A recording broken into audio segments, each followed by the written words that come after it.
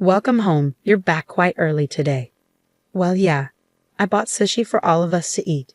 I was surprised just by getting a reply from my husband, who had been ignoring me for over a month. On top of that, he was holding high-quality sushi. Something seemed suspicious. I became more suspicious and secretly swapped my sushi with my mother-in-law's. Oh my, it looks delicious. Let's dig in right away. Come on, eat up. To my surprise, even my mother-in-law started talking to me. There must be something going on. Convinced of this, I pretended to go to the kitchen to make tea, encouraging them to start eating first. Then, from behind the door, I watched their reactions. My mother-in-law, who ate the sushi, started shivering and coughing. Unbelievable words were uttered by them. My name is Susan, 29 years old. I got married to Ryan, whom I met through my father's introduction half a year ago. I grew up with my strict father who hates dishonesty and my gentle yet strong-willed mother. I am, to put it nicely, a serious person, or to put it badly, someone who can't adjust to the people around me. I have few friends, even after becoming an adult. I had no romantic experiences. My worried father introduced me to Ryan, who worked at the company where my father was a department head. My father seemed to have high expectations for Ryan. Ryan's first impression was serious and friendly. He listened intently to my father's stories and also engaged me in conversation, making the atmosphere pleasant. Apparently, Ryan had a good reputation at the company. He was trusted by his superiors and got along well with his colleagues because of his friendly nature. At a drinking party, when my father mentioned he had a daughter, Ryan asked to be introduced, and my father was more than happy to oblige. My father seemed a bit excited, thinking that spring had finally come for his daughter in her late 20s. It was the first time I saw my usually serious and strict father so excited. He must have been worried about my future. I wanted to live up to my father's expectations. I had never met a man who talked to me at my own pace like Ryan. As we talked, I became more and more attracted to him, and after a few dinners together, we started dating. During our relationship, I visited Ryan's family home and met his mother several times. She, like Ryan, was friendly and considerate of my nervousness. I thought if I could marry into this family, and just when I was thinking that, Ryan proposed and we got married. I was so happy at that time, but half a year after our marriage, I couldn't help but regret it. The topic of living together came up as soon as we got married. My mother-in-law, who had lost her husband, seemed to be lonely and appealed to Ryan. At the time, I didn't doubt my mother-in-law and accepted the idea of living together immediately. However, this was the beginning of it all. As soon as we got married, my mother-in-law's attitude changed completely. It was as if her previous behavior was a lie, and she began to see me as an enemy. Susan, why can't you do anything right? Dinner is late, and there's so much food. There's no way we can eat all this. Please think a little. But yesterday you told me to make more dishes. I try my best to make them for you. What are you saying? It's my fault? No, I didn't mean that. Anyway, dinner time is at 6 p.m. Please be punctual from now on. You can't even prepare a proper meal. I never thought that someone like you would become my daughter-in-law. This kind of thing happened almost every day. My mother-in-law's demands changed constantly, and even if I tried to meet them, she complained about something else. It was the same this time. After finishing work and rushing home, I finished preparing dinner at 6 p.m. But my mother-in-law didn't show up at the table until nearly 7 p.m. She complained that the food was cold and that I wasn't considerate enough. Ryan usually came home late due to overtime and social gatherings. As a result, especially on weekday evenings, I had to endure more attacks from my mother-in-law in front of Ryan. My mother-in-law would act a little more restrained. However, that didn't mean she stopped scolding me. Sometimes Ryan would defend me when he saw her behavior, but that was only at first. Gradually, maybe he got tired of it, and one day, Ryan said this to me. Please try to adapt to my mom. I was speechless at his words. How much more do you want me to do? I held back the urge to yell out, I want to adapt to your mother too, but her demands keep changing. Even if I try to adapt, I can't just be flexible. You're an adult. You should be able to handle that much. Ryan coldly dismissed me with those words. The friendly and serious Ryan I knew when we first met was nowhere to be found. The situation was getting worse and worse. Ryan started to side with his mother blatantly. He agreed with her complaints and laughed at me. His mother, on the other hand, directed a triumphant smile at me because her son was on her side. My mother-in-law and Ryan treated me like a maid. On weekends, they would go out together, leaving me with the housework. Or they would go out to eat together, even though I had prepared dinner. There were also times when Ryan brought home takeout just for him and his mother. The only reason I didn't leave their house was that I didn't want to worry my parents. My parents were delighted when I started dating Ryan. At our wedding, my usually serious father cried.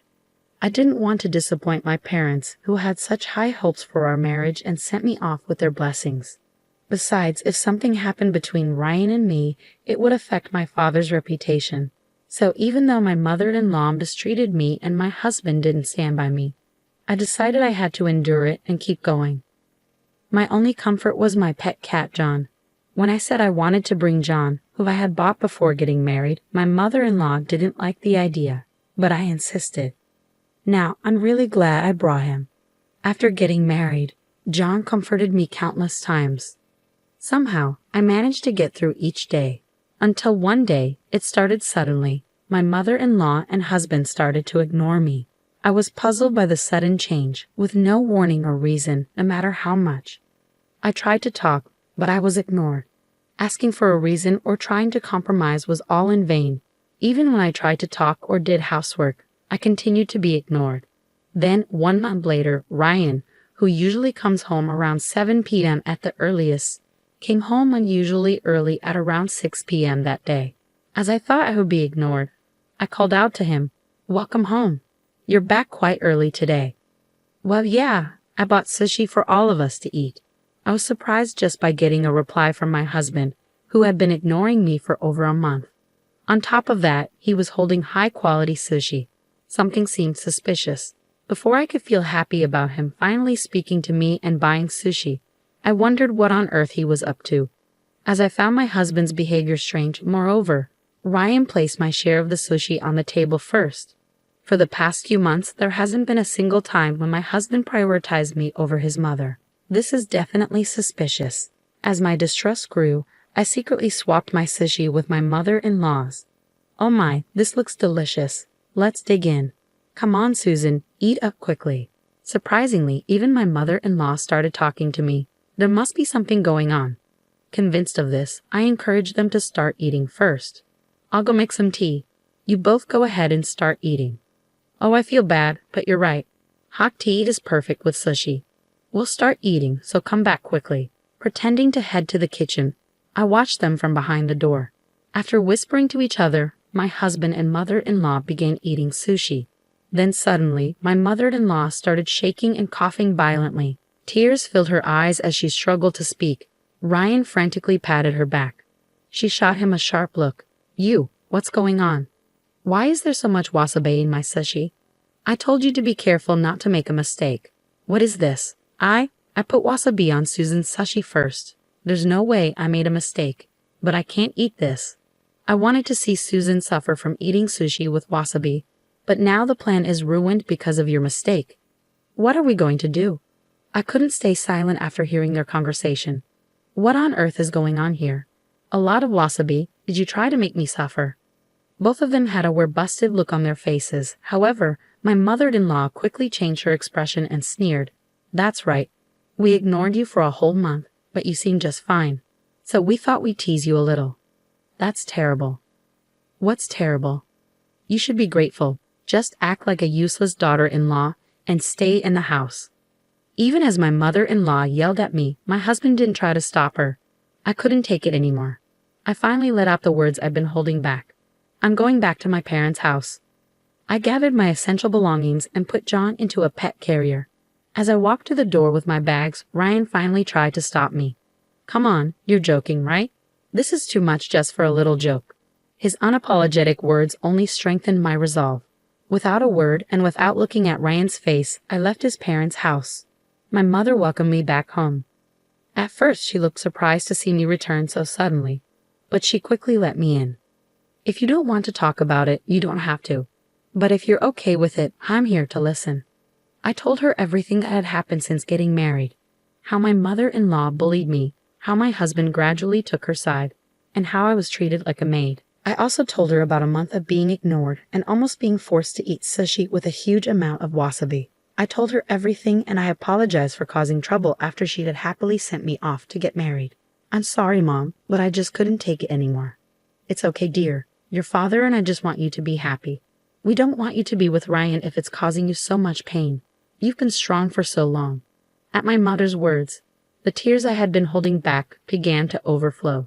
My father came home from work, and after hearing the situation from my mother, he bowed his head to me. I'm so sorry. It's all because I introduced you to Ryan. I had no idea he was like this. With the pained look on his face, my father made me feel even worse. Then a call came in. It was from Ryan. The phone rang for a while, but I didn't answer it at all. I kept staring at the screen, waiting for the call to end, and finally, it stopped ringing. That's when I noticed a notification from an app. It was the Pet Monitor app I installed for John. I had set it to send me a reminder at this time to make sure I didn't forget to refill John's water before going to bed. Curious, I opened the app and pressed the button for live streaming. There, my mother-in-law and husband appeared on the screen. What should we do? Susan isn't answering the phone. It's fine, she'll come back eventually. Anyway, what should we do to her next? Ha ha ha. What if she says she wants a divorce? I'll lose my position as the boss's son-in-law. I was able to pass work off to my subordinates because of my position as my boss's son-in-law. I can't afford to lose that now. Boss's son-in-law. Hearing that, I couldn't hold back my anger any longer. My father, who was next to me, felt the same way. He quietly stared at the screen with a look of disbelief, his hands trembling. I immediately sent a message saying, "Let's get a divorce." Several calls came in right after, but I ignored them and went to sleep. That Saturday morning, the doorbell rang early. Oh my, who could it be this early in the morning? I heard my father's voice from the entrance. Following her voice, I heard the voice that had been irritating me. Please let me talk to Susan. She's misunderstanding a lot of things. It was Ryan, since I didn't answer his calls. He came all the way to my house. Not wanting to cause my mother any more trouble, I went to the front door. I sent a sharp glare at my husband and spoke coldly. What do you want, Susan? Why didn't you answer the phone? I was worried about you. Worried? You teamed up with your mother to make fun of me, ignored me for a month, and then tried to make me eat sushi with a huge amount of wasabi. At my accusation, Ryan was at a loss for words. I started to close the front door on him. I'll bring the divorce papers as soon as they're ready. I have nothing more to say to you, so please leave now. Wait, are you serious? You've never been in a relationship with anyone else, right? If we get divorced, you'll never be able to marry again. Are you okay with being alone for the rest of your life? Ryan's words only fueled my anger. I played the recording of the Pet Monitor footage I had saved last night. My husband Ryan was clearly upset after seeing the video. I said to him, "You don't want a divorce just to protect your own position, right? You don't even think of me as your wife. I'd rather be single than be with someone who doesn't care about me and abuses their power to oppress others." I showed a determined attitude. My mother nodded firmly at me, and then I heard my father's voice from behind. "She's right, Ryan. After seeing that video with my daughter, I asked around at the company. It seems you were using your position as my son-in-law to not only push work onto your subordinates, but also make them do unnecessary chores, acting like a king. I guess I still have a lot to learn about judging people." "Please wait, father-in-law. This is not what it looks like. It's my mother. Yes, it's all my mother's orders. She told me to harass Susan and use my position as your son-in-law to push work onto others." "So you really were pushing work onto others?" I was not only angry but also appalled that Ryan was trying to blame his mother for everything and exposing his own wrongdoings. Ryan looked at me with pleading eyes, but I exaggeratedly turned my head away. At that moment, I heard another annoying voice. "Ryan, I came to help you." It seemed that my mother-in-law had come to help Ryan, but by that time, Ryan had already betrayed his mother. He pointed at her and said, "It's all her doing." My mother-in-law looked confused. "What do you mean, Ryan? I came here to be on your side. Are you trying to make me the bad guy?" "You are the bad guy. It's all your fault, Mom. If you hadn't harassed Susan, none of this would have happened." we wouldn't be talking about divorce.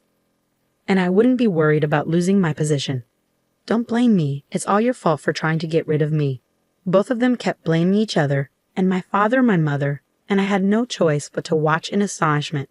Their argument didn't seem to end anytime soon. My father, tired of it all, finally spoke up. You two can argue about this at home.